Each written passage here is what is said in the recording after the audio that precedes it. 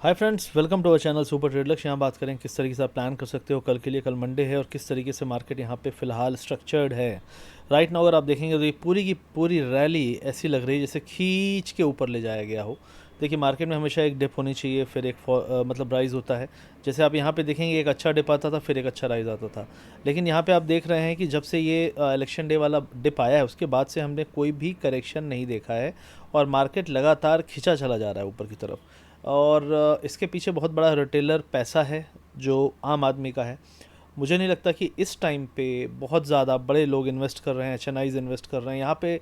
आम आदमी, ठीक है, छोटा, जो शेयर बाज़ार के बारे में जानता था, लेकिन उसको अब लग रहा है अब बहुत हो गया, अब तो मैं पैसे लगा दूंगा। लास्ट एक महीने में 42 लाख डीमैट अकाउंट खुले हैं। आपको बता दूं, आज से 4 साल पहले total 5 crore 6 crore demat account थे, टोटल 5 करोड़। आज सिर्फ एक महीने में 42 लाख डीमैट अकाउंट खुल रहे हैं। क्या बताता है ये बताता है कि सब सब घुसे जा रहे हैं। जब सब एक ही काम करने लगेंगे, उस काम की कितनी वैल्यू रह जाएगी।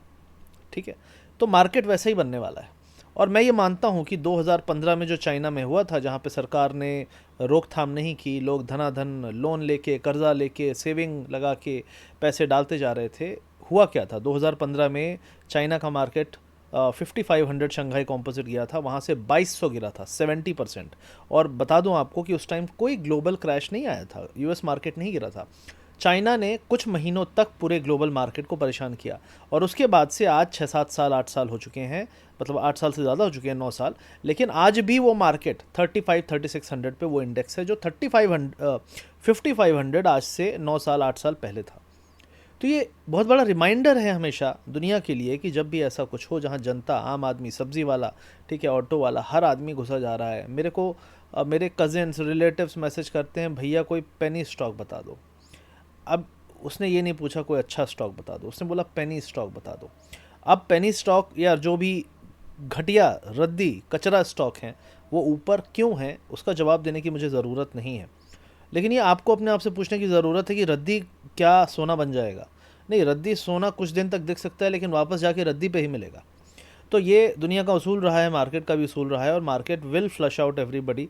प्रॉब्लम बस ये होगी कि this time when this damage happens, like 2007, like 2015 China, like Covid जैसा होगा, उस टाइम पे जो सफरिंग और जो प्रॉब्लम होगी वो बहुत वाइड स्प्रेड होगी।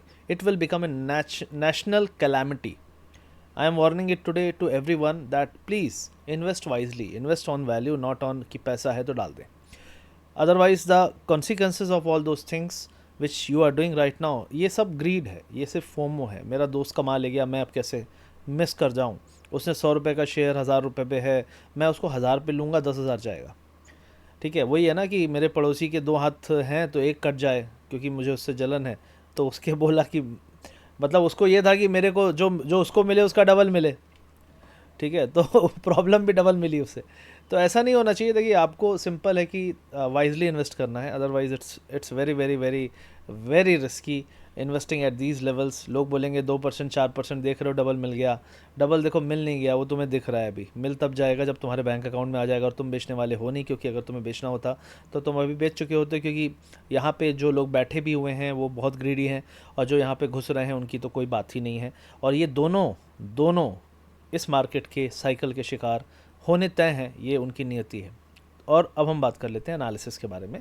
ठीक है, ये कोई मैं डरा नहीं रहा हूँ, आप मानो ना मानो आपका पैसा, देखो मेरा कुछ नहीं जाने वाला है। देखो, ऐसा नहीं है कि सब कुछ गिरेगा, there will be sectors which will do good. जब रिस्की सेक्टर से पैसा निकलता है तो डिफेंसिव में जाता है। डिफेंसिव आप देखिए ना, डिफेंसिव बहुत सारे स्टॉक्स होते हैं, मैंने भी कुछ ले रखे हैं कंज्यूमर रिलेटेड, जो कंज्यूमर फेसिंग है, जो काम आप प्रिसिजन बुरे मार्केट में भी करते हो, वो स्टॉक्स अच्छा करेंगे।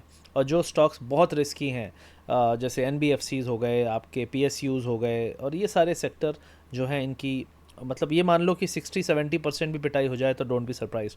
पेनी स्टॉक 80-90% भी डाउन हो जाए तो डोंट बी सरप्राइज। और उसके बाद जब रैली शुरू होती है, that is more matured, more real, more logical, and that is the rally which sustains. तो पैसा जो है ये एक साइकिल में बनता है, लेकिन इस साइकिल के बाद धुलाई ज़्यादा होती है। तो यहाँ पे अभी हम बात कर ले निफ्टी बैंक निफ्टी की। सबसे पहले निफ्टी की बात करूँ तो ये कि बहुत लंबी ट्रेंड लाइन आ रही है, आप देख सकते हैं यहाँ पे खुद ड्रॉ करके। तो निफ्टी का ये जो लेवल है ये बहुत इंपॉर्टेंट है, जो आपको फ्राइडे का लो भी था, ये करीब करीब 24,200, 24,200 आपका मेक और ब्रेक लेवल है पूरी इस रैली का। अगर 24,200 का लेवल है वो टूटेगा तो फिर आपका 24 भी टूटेगा और 23,600 700 तक हम करेक्शन देख सकते हैं। मोस्टली ये जो एरिया है ये आपका एक सपोर्ट एरिया बनेगा, 23,660 से लेके 23,400 ये एरिया एक सपोर्ट होगा, बड़ा सपोर्ट बोल रहा हूँ, छोटे मोटे लेवल नहीं, क्योंकि ये वीकली वीडियो है, चार्ट के साथ बता रहा हूँ, इसलिए मैं पूरे वीक का बता रहा हूँ कि अगर लेवल टूटा तो पहला लेवल आपका होगा इमीडिएटली 24,200, उसके बाद 23,950 और उसके बाद 23,660 एंड 400। ये 4 लेवल हैं, लेकिन इंपॉर्टेंट सबसे ज़्यादा है 200 का लेवल 200 के नीचे, क्योंकि पूरी अनवाइंडिंग शुरू हो जाएगी और बजट की डेट अनाउंस हो गई है। तो उसके बाद लोग, अब बजट में देखो बहुत सारे लोग बोलेंगे सब अच्छा होगा, सरकार सबको फ्री में टैक्स माफ़ कर देगी, ये कर देगी, वो कर देगी, पैसा किधर से आएगा, कोई बात नहीं करता। और मीडिया और जो भी लोग हैं, एक्सपर्ट्स हैं, देखिए कई लोग बोलते हैं कि म्यूचुअल फंड सही है, म्यूचुअल फंड, आपको जो टीवी पे सारे एक्सपर्ट दिखेंगे सारे के सारे फंड मैनेजर्स हैं। कोई भी फंड मैनेजर का धंधा किससे चलता है, आप उसके साथ अपना फंड रखें पार्क करके। कोई भी फंड मैनेजर कभी भी मरती मरती हालत में भी आपको सच नहीं बताएगा कि उसके साथ क्या हो रहा है, नहीं बताएगा। वो सच कहीं ना कहीं से बाहर आएगा, वो हमेशा अच्छी बात बोलेगा हाँ सारे हाथ पैर कट गए हैं लेकिन फिर भी जिंदा हूँ और मुस्कुरा रहा हूँ। तो ये हालत होगी उसकी। तो आपको ये समझना है, आपको खुद डिसीजन लेना पड़ेगा।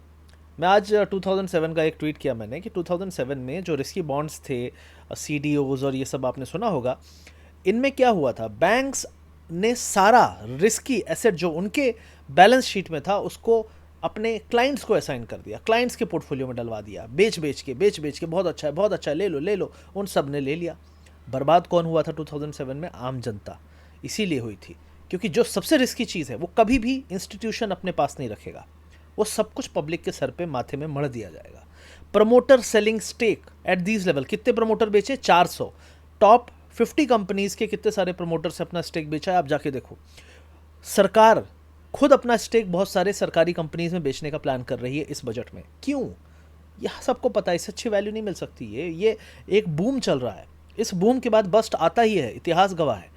तो मेरा ये मानना है कि ये चीज़ कोई बताएगा नहीं, ऑन द हाइंड साइड जब ये हो जाएगा तब मैं बताऊंगा तो आप लोग को बुरा लगेगा कि यार ये आदमी चिढ़ाने आ गया, लेकिन मैं आज इसलिए बता रहा हूँ क्योंकि सब कुछ अच्छा है। और आज हो सकता है आपके मुंह से मेरे लिए गाली निकले, लेकिन कल को ताली निकलेगी, और ये मैं पहले भी कर चुका हूँ और बार बार करता रहूँगा कि ये आपको 5% और कमा के देगा, लेकिन मैं आपके नीचे के 60% बचाने की बात कर रहा हूँ। बाकी आपकी मर्ज़ी, आपका पैसा। तो ये निफ्टी की बात हो गई। बैंक निफ्टी में 52,660 पे जो क्लोजिंग हुई है, तो मेरा मानना है कि ये जो एरिया है, देखो जो स्ट्रक्चर बना है आप देख सकते हो, RSI यहाँ पे लोअर हाई बनाया है, लेकिन मार्केट ने एक हायर हाई बनाया था। और ये जो लो है, ठीक है, RSI का जो लो है यहाँ पे, ये आवरली चार्ट है, RSI ने नया लो बनाया, इवन इफ बैंक निफ्टी ने नया लो नहीं बनाया था, 52 के नीचे नहीं गया था, लेकिन ये जो फॉल आया था फ्राइडे को। तो मेरा मानना है कि स्ट्रेंथ जो है वो कमज़ोर हो रही है, बाउंसेज आएंगे तो वो टिकना मुश्किल है। Gap up is a very easy selling opportunity in bank Nifty. I think 53,300 will stick as a resistance, but जो ब्रेक डाउन पॉइंट है 52,000 के नीचे है। 52,000 अगर टूटा, अगला सपोर्ट ये ट्रेंड लाइन है 51,300, और फिर उसके बाद दूसरा है 5700, और तीसरा आपका इंपॉर्टेंट, जो सबसे इंपॉर्टेंट है वो आपका है 50,000 पे। तो ये 3 सपोर्ट हैं फिलहाल। इनके बीच में मेरे हिसाब से सपोर्ट्स नहीं है, सपोर्ट्स जो हैं वो इसी एरिया में है। ये ट्रेंड लाइन मैंने पहले ड्रॉ कर ली है, और फिर मेजर ट्रेंड लाइन जो आ रही है वो आपकी इस एरिया पे आ रही है। इसको थोड़ा अपन एडजस्ट कर सकते हैं, लेकिन मान लो 46,000-47,000 लेवल इसे इंपॉर्टेंट बिग सपोर्ट जो अपना रिजल्ट वाले दिन भी टेस्ट हुआ था। लेकिन ये सारे जो 46,000 की जर्नी तभी शुरू होगी जब हम 50,000 के नीचे आएंगे। लेकिन मेरा मानना है कि हम एक बार 50,000 से लेके 5500 तक टेस्ट करेंगे मोस्ट प्रोबेबली जुलाई में, लेकिन वो आने के पहले आपको मार्केट बहुत परेशान करेगा। मिड कैप की बात कर लेते हैं, जहाँ पे मैं सबसे ज़्यादा चिंतित हूँ। चिंतित इसलिए नहीं हूँ, कई लोग बोलते हैं कि यार तुम नहीं ले पाए तो तुम चिंतित हो। मैंने कहा मैं नहीं ले पाया, मैं कोरोना के पहले, मैंने 15-20 दिन पहले मैंने कहा था कि चार्ट्स कह रहे हैं कुछ होने वाला है, मार्केट बहुत बुरा गिरने वाला है। फिर बजट आया था, बजट में मार्केट नहीं गिरा, थोड़ा सा झटका मार के फिर उठा, और उसके 10-15 दिन बाद ही ऐसा कुछ हुआ जो आपको ही पता है। मार्केट कितना गिरा आपको ही पता है। तो मेरा कहना है चार्ट्स ऑलरेडी तैयार हैं, वो सिर्फ ट्रिगर का वेट करते हैं। ट्रिगर कहीं से भी आ सकता है, कोई भी हो सकता है, सरकार हो सकती है, सरकार का बजट हो सकता है, कुछ भी हो सकता है, पॉलिटिकल हो सकता है। तो मेरा मानना है चार्ट्स ऑलरेडी कह रहे हैं कि थकान है। अब वो कब थकान निकलती है वो आपको 2 दिन लगेंगे। ये वाला चार्ट आपको पता ही है, कई सारे चार्ट जो हैं वो बड़े बड़े ही 2 दिन में 3 दिन में ही जो बनता है कैंडल। ही 4 आवरली लगा रखा है मैंने, इसको मैं डेली कर देता हूँ क्योंकि डेली में थोड़ा अपने को समझना ज़रूरी है। राइट नाउ इमीडिएटली हम रेजिस्टेंस के बगल में ही हैं। अगर यहाँ पे कोई गैप अप आया तो मंडे को ही मुझे लगता है यहाँ से एक रिवर्सल की उम्मीद है। सपोर्ट जो होगा वो 20 डे मूविंग एवरेज पे ही है 55,300 पे। तो अगर हम कहें कि एक बेयर मिनिमम सबसे पास वाला जो सपोर्ट है वो भी आपका 4-4.5% डाउन है इंडेक्स में, और ये इंपॉर्टेंट सपोर्ट होगा। आई थिंक ये आप एक मार्क करके रख सकते हो। हम अगर इस एरिया पे आते हैं, ये एक सपोर्ट है, इसके नीचे नहीं जाना चाहिए। इसके नीचे गया तो पूरी रैली अनवाइंड हो जाएगी। आप आरएसआई को देख रहे हो, स्ट्रगल कर रहा है लगातार एक नया हाई बनाने में, लेकिन मार्केट लगातार हाई बनाता जा रहा है। देख लो लगातार आरएसआई यहाँ पे ये जो हाई बनाया है, इस हाई के बाद दोबारा हाई नहीं बनाया, लेकिन मार्केट ने लगातार हाई बनाया। तो डाइवर्जेंसेस बड़े टाइम फ्रेम में चल रहे हैं यहाँ पे। तो बस ट्रिगर का वेट है मार्केट को। ट्रिगर कुछ भी हो सकता है और ट्रिगर बता के नहीं आएगा, ट्रिगर रिटेल को फंसा के आएगा। आपको एकदम गले तक बुलिश करेगा तभी मार्केट गिरेगा, और गले तक बुलिश आप हो ये मार्केट में आपको डर भी लग रहा होगा, यार मैं तो अभी अभी बुलिश हुआ हूँ, तो मार्केट आपका स्वागत ही करेगा। ओवरऑल आईटी सेक्टर मुझे लगता है कि यार देखो, एआई का जो अभी फ़िलहाल रिजल्ट्स आ रहे हैं, एनवीडिया की जो रिपोर्ट्स आ रही हैं, एआई रिलेटेड आ रहा है। मेरा मानना है कि आईटी में हम एक लंबे समय तक डल फेज़ देख सकते हैं। आईटी की जो भी मैं आजकल एआई की काफ़ी वीडियोस देख रहा हूँ, एनवीडिया रिलेटेड काफ़ी वीडियोस देख रहा हूँ कि एनवीडिया के प्रोसेसर्स और जो भी है स्पीड, जो हाई स्पीड चिप्स और ये सब चीज़ें कहाँ कहाँ यूज़ हो रही हैं, क्या क्या काम हो रहा है।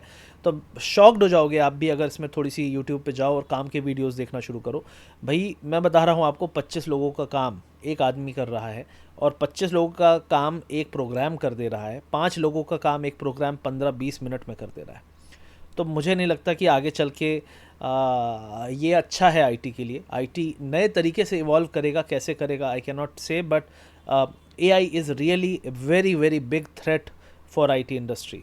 आई कैन से वेरी क्लियरली, क्योंकि I am as I am diving deep, मतलब मैं ज़्यादा जैसे देख रहा हूँ, जान रहा हूँ एआई के बारे में और उसके पर्पसेस और उसके जो, और सिर्फ एआई नहीं, सिर्फ एनवीडिया की बात नहीं है। एनवीडिया के चिप्स और ये सारी चीज़ें यूज़ करके जो बाकी कंपनीज प्रोडक्ट्स बना रही हैं, वो प्रोडक्ट्स, एक प्रोडक्ट आपका सपोज़ 1 करोड़ का है, वो प्रोडक्ट आपके 100 करोड़ का मैन पावर बचा रहा है। तो मैन पावर क्या है? आईटी इंडस्ट्री के एम्प्लॉय। तो ये बहुत बड़ा एक चीज़ है। तो मुझे लगता है कि आईटी इंडस्ट्री जो है अभी स्ट्रगल करेगी, and we are at a level जहाँ से मुझे लगता है अगले हफ्ते आईटी को आपको थोड़ा सतर्कता से देखना पड़ेगा, क्योंकि रिजल्ट्स हैं। I think TCS, Infosys, HCL, TCS HCL पहले है, फिर इसके बाद इन्फोसिस रिजल्ट है।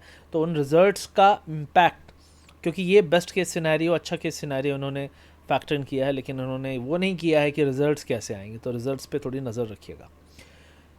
उसके अलावा बात करेंगे यहाँ पे मेटल की बात कर लेते हैं। तो मेटल कंसोलिडेशन में चल रहा है, कुछ खास नहीं है। पब्लिक सेक्टर बैंक कुछ नहीं है, फ्लैट, और ये भी कंसोलिडेशन है। मोमेंटम इतना अच्छा नहीं है। आप देखो यहीं पे रहते रहते आपका आरएसआई मरा पड़ा हुआ है, कुछ खास यहाँ पे भी नहीं हो रहा है। इंडेक्स मैनेजमेंट के लिए एक स्टॉक को गिरा के दूसरा उठाने के लिए यूज़ कर सकते हैं, लेकिन बाकी यहाँ पे मुझे नहीं लगता ये ना गिरे, लेकिन उठने का इसमें इतना दम नहीं है मेरे हिसाब से।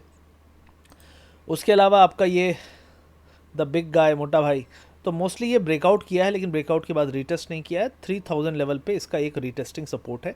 ये पूरी ट्रेंड लाइन अगर आप यहाँ पे ड्रॉ करेंगे तो इसको आप चेक करिएगा कि ये एक रेजिस्टेंस एरिया यहाँ पे है, था, और ये सपोर्ट बन के उभरेगा आगे चल के, लेकिन ऐसा नहीं है कि मार्केट कभी सपोर्ट पे ना आए। उसके अलावा बैंक्स में आप देख सकते हैं, प्राइवेट बैंक्स में फिर से हल्ला थोड़ा रहेगा। जो डिपॉजिट का इशू है वो अब सताएगा जब तक कि रिज़ल्ट नहीं आ जाते, क्योंकि जो एचडीएफसी ने डिपॉजिट का डेटा दिया है उससे प्राइवेट बैंक्स में काफ़ी डर है। जो बैंक्स अभी ऑलरेडी ओवरबॉट लेवल पे हैं वो भी उसके अपने रिजल्ट के पहले, या फिर हो सकता है कि अगले कुछ दिनों में ही करेक्शन और प्रॉफिट बुकिंग दें। तो प्राइवेट बैंक का वेटेज भी बहुत ज़्यादा है और उनका इम्पैक्ट भी ज़्यादा होना चाहिए मुझे लगता है। तो ये फ़िलहाल है। तो डिफेंसिव की तरफ जाने का समय आ रहा है, तो ये मेरा कहना है। बाकी मार्केट के बारे में बात करेंगे। विक्स को अगले हफ्ते आप थोड़ा बढ़ा हुआ देखेंगे। अब बजट तक मुझे लगता है विक्स में एक थोड़ा स्पाइक आपको रहेगा। बजट में कुछ चीज़ें हैं जो हो सकती हैं कि सरकार को पैसा कहाँ से आएगा। टैक्स राइज हो सकता है, एसटीटी राइज हो सकता है, फ्लैट एफएनओ को एक अलग सेक्शन में डालने की बात चल रही थी, वो हो सकता है जिसमें फ्लैट 30% टैक्स है। तो बहुत सारी चीज़ें हैं और कई लोग बोल रहे हैं कि सरकार तो सब कुछ टैक्स माफ़ भी दे दे, जो सैलरी का जो लेवल है उसको बढ़ा दे, जहाँ पे टैक्स एग्जेम्पशन है टैक्स रेट कम कर दे। सब कुछ अच्छा है, आप विश कर रहे हो, सब कुछ अच्छा है, लेकिन सरकार को हर चीज़ everything comes at a cost. वो पैसा कहाँ से आएगा? अभी वो नायडू जी ने 1 लाख करोड़ का टोटल बजट मांगा है, उन्हें कैपिटल बनाना है, उन्हें बहुत कुछ करना है, तो कहाँ से आएगा पैसा? अभी नीतीश बाबू कुछ मांगेंगे तो ये वो बिहार को स्पेशल स्टेटस, तो ये सारी चीज़ें आएंगी तो कहाँ से पैसा आएगा? महाराष्ट्र इलेक्शन है, झारखंड का इलेक्शन है, हरियाणा का इलेक्शन है, तो it populism requires lot of money. देखो, सिर्फ डेवलपमेंट करना होता जो पहले कर रही थी BJP when they had majority, वो बहुत आसान है, बहुत अच्छा है। राइट नाउ हम उस सिनेरियो में नहीं है। ये मार्केट में जो लोग लेट आ रहे हैं ये सिर्फ इसलिए चेस कर रहे हैं क्योंकि उनको लगता है कि हर चीज़ ऊपर ही जाती जाती है। ठीक है, तो मार्केट उनको यही बताएगा और वहाँ तक बताएगा जहाँ तक वो टोटली ख़त्म नहीं हो जाएंगे। 20-20, 25-25% जब तक स्टॉक लिक्विडेट नहीं हो जाएंगे लोगों के एमटीएफ, तब तक वो मार्केट में प्रॉफिट बुकिंग आएगी जब आएगी। ठीक है, तो मेरा मानना है कि राइट नाउ लोग ये नहीं समझ रहे हैं पैसा कहाँ से आएगा, और मुझे लगता है ये पैसा टैक्स से ही आएगा। और स्टॉक मार्केट जहाँ पे सबसे ज़्यादा बूम बूम चल रहा है, वहीं पे सबसे ज़्यादा पैसा निकालने के चांसेस है सरकार के लिए। टैक्स लेने के, एलटीसीजी, एसटीसीजी, एलटीसीजी 10% है, 10 से 15 कर दिया तो क्या गया? एसटीसीजी 15 से 17 कर दिया तो क्या गया? कुछ नहीं गया। तुम तो बोलोगे थोड़ा सा ही तो बढ़ा है, क्या दिक्कत, सह लेंगे थोड़ा। ठीक है, एसटीटी बढ़ा दिया, ऑलरेडी बढ़ा हुआ है और बढ़ा दिया तो क्या कर लोगे? ट्रेडिंग वाले तो ट्रेडिंग करेंगे ही, सरकार तो चाहती है कि थोड़े ट्रेडर कम हो। तो मेरा कहना है कि सरकार को बहुत आसान है कहीं से पैसा निकालना, वो है शेयर बाज़ार, और शेयर बाज़ार की तरफ सारी सरकार का नज़र गारंटी से है। कुछ ना कुछ तो बड़ा आने वाला है। अब वो क्या होगा वी कैन नॉट से राइट नाउ, लेकिन कहीं ना कहीं से, क्योंकि स्टॉक मार्केट के पास है पैसा, अनरियलाइज्ड इतना पैसा है ना कि लोग प्रॉफिट बुकिंग करेंगे, उस प्रॉफिट पर टैक्स देंगे। तो प्रॉफिट बुकिंग जब आएगी, शुरू होगी, तो आपको भी समझना है कि यार मैं टैक्स तो तब दूंगा ना जब प्रॉफिट होगा। और अभी मैं सोच रहा हूँ 1 लाख प्रॉफिट हो रहा है या 10 लाख प्रॉफिट हो रहा है या 1 करोड़ हो रहा है, अगर वो 10% का फॉल आ गया ना 2 दिन में आपके कुछ स्टॉक्स में, 10 लाख डाउन हो जाओगे। टोटल टैक्स अगर आज बेच देते हो और 1 साल से ज़्यादा हो चुके हैं तो टोटल टैक्स ही 10 लाख देना है। तो आपको अब 90 में आपको 9 लाख देना है, समझ रहे हो? तो ये कैलकुलेशन कौन करेगा? म्यूचुअल फंड वाले भैया नहीं बताएंगे आपको, ये कोई नहीं बताएगा, टीवी वाले भैया भी नहीं बताएंगे, ये आपको बाद में रियलाइज़ होगा। अगर मैं कर लेता तो मेरा जीवन सुधर जाता। अगर ये वीडियो शेयर करेंगे अपने दोस्तों तक, शायद उनको भी कुछ हेल्प मिले। वीडियो अच्छा लगे तो लाइक, शेयर, सब्सक्राइब। मिलते हैं अगले वीडियो में। Thank you very much, see you soon. और सीखने समझने के लिए हमारे कोर्सेज हैं, ज्वाइन कर सकते हैं। वीडियो के पिन कमेंट में लिंक है। हमारा फ्री टेलीग्राम चैनल है जहाँ पे मैं अपने कुछ एनालिसिस, क्रिटिकल एनालिसिस देता हूँ।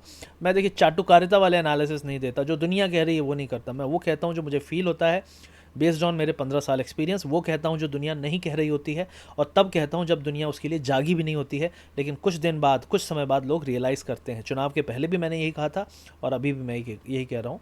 वीडियो अच्छा लगे तो इसको लाइक शेयर ज़रूर करिएगा। Thank you very much.